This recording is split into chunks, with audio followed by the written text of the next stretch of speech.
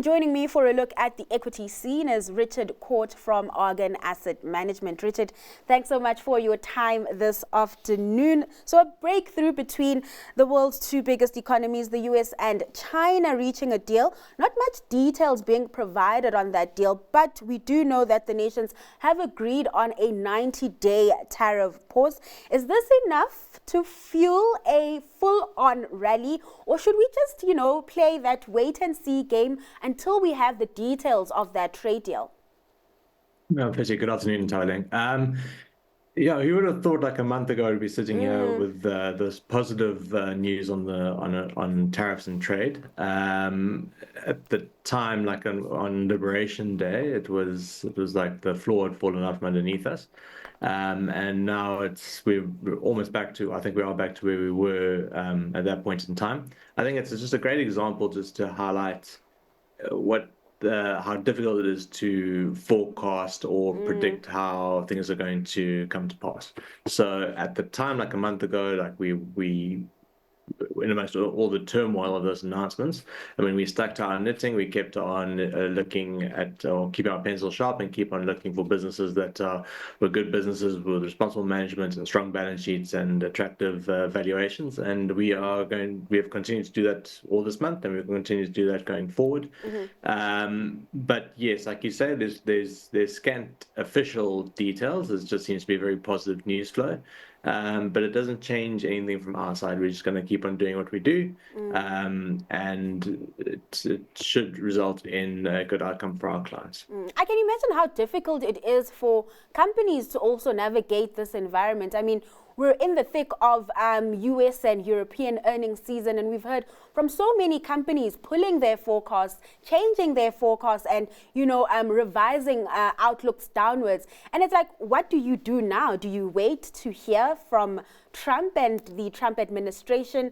Do we make the changes now? It's really a uncertain time, a very confusing time. Yes, I mean, I don't envy corporate management at the moment. I mean, it must be very difficult. I mean, you've got supply chains which are usually months in advance, working capital cycles. You need to be properly stocked in order to supply your customers, and you've got different tariffs like emerging on a weekly basis. So it is very challenging. From our side, I mean, we need to be looking at businesses that we think are best placed to navigate these very choppy times. And those tend to be the good businesses relative to their peers, ones with management who are maybe a bit more experienced and have strong balance sheets to weather to either absorb an increase in working capital or to be able to reinvest in their business. So this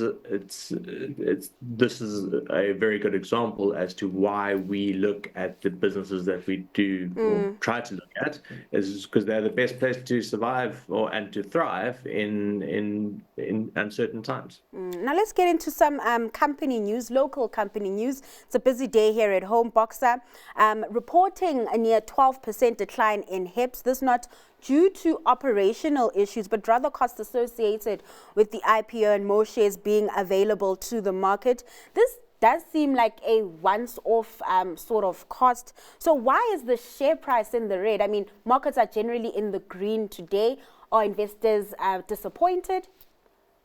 Well, yeah, I think you hit the nail on the head there with your last comment. It's all about what the market expectations were initially for Boxer. So it was a very, I think, well-received IPO, and when it came out of Pick and Pay, was it last year?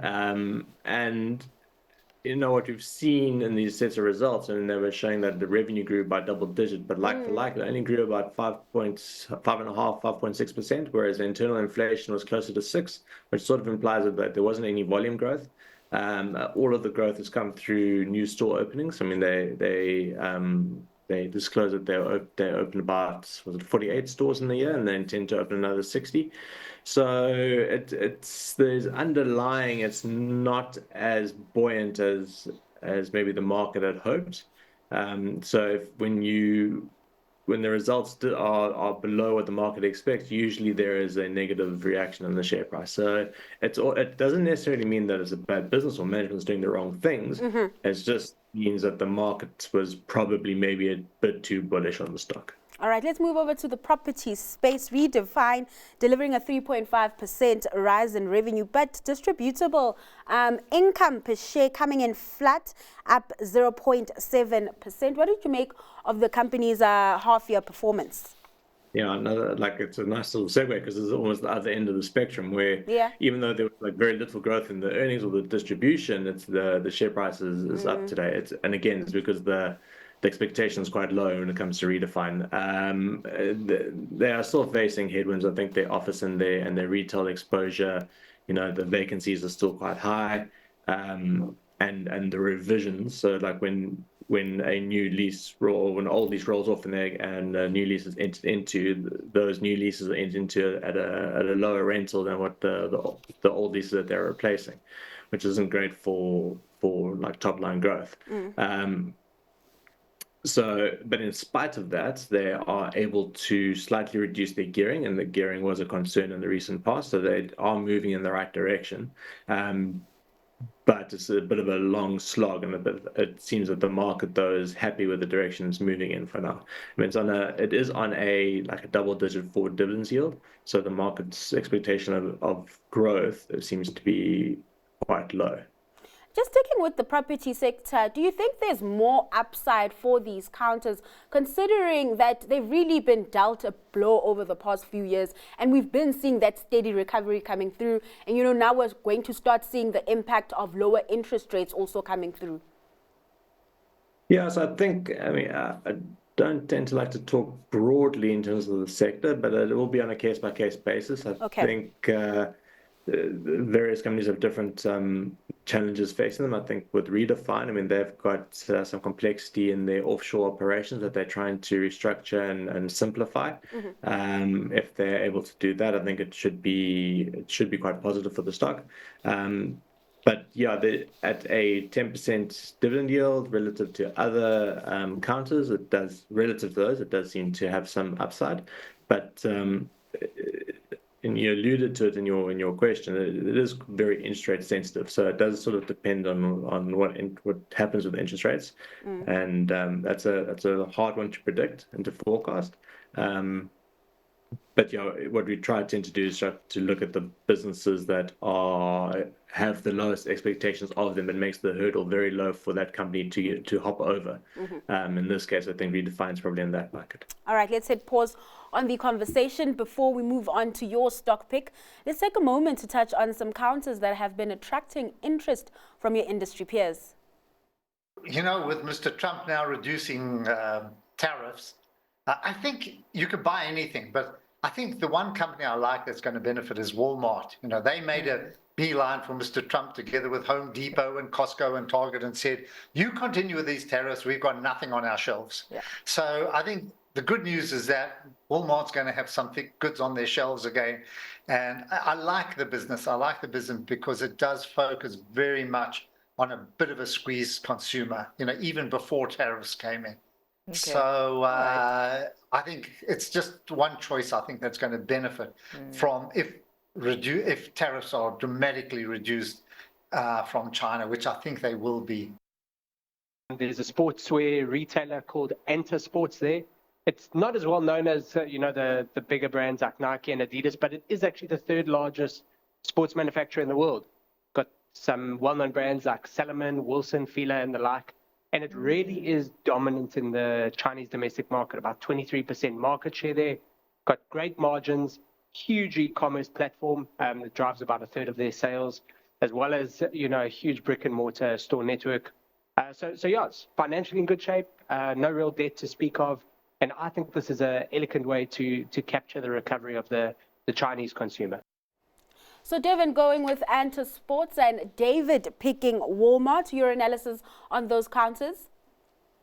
Yeah, so it's not two companies I don't follow too closely, but just with Walmart, I think we're all, even in South Africa, we're very familiar with. They are the owners of your Macros and your Builders Warehouse. So I think we do have in our daily lives some exposure to it. A very good business, but like to follow on from the point we were making earlier, you can have a great business with great management, but if the expectations are too high, then your investment outcome could disappoint. And even, with Walmart, I mean, I think it's on a 50 times PE multiple. So I think the expectations for it is very high, and I'm certainly not one to try and predict what's coming down the track in terms of tariffs. I know that it seems to be this short and sharp event, but I do think longer term we are heading for this period of like deglobalization and a change in supply chains, and I'm not sure how businesses are going to react and adapt to that. I do think Walmart will be okay, but I think the expectation is very high. I think there might be better priced opportunities out there. On Antisport, I'll be very honest, it's not a company I'm familiar with. I don't think I can add too much onto that commentary. All right, let's get into your stock pick, a company you're seeing opportunity in at the moment. Yeah, so we're going with Primary Health Properties. It's a UK REIT. It's maybe not one that South Africans are familiar with. It only listed on the JSE last year, but it's got a 30-year track record on the LSE, the London Stock Exchange. Basically, it is the landlord for GPs, your general practitioners in the UK. Their look-through client is essentially the NHS, which is a government department, a state-owned entities, like to bring it back into our parlance. And so the credit quality of that tenant is incredibly high. It's basically the UK government. The capital responsibilities basically reside with the tenant and with the NHS. So it's a fairly capital light setup for PHP. And it's on a 7% dividend yield in pounds, and we think it should be able to grow its distributions in line with UK inflation, which is about 2-3% at the moment. So we think it's quite attractive. It's a very different business on the JSE relative to South African businesses. It's a UK business. It's not no exposure to South Africa at all. So we think it's a very solid business with some great prospects. So the NHS has stated for a while now that it has invested in its primary healthcare offering, and there's lots of talk about increasing that, and PHP will be very well placed to benefit from that. All right, PHP one to look out for. Richard, thanks so much for your time and sharing your insights this afternoon. That was Richard Court from Argon Asset Management.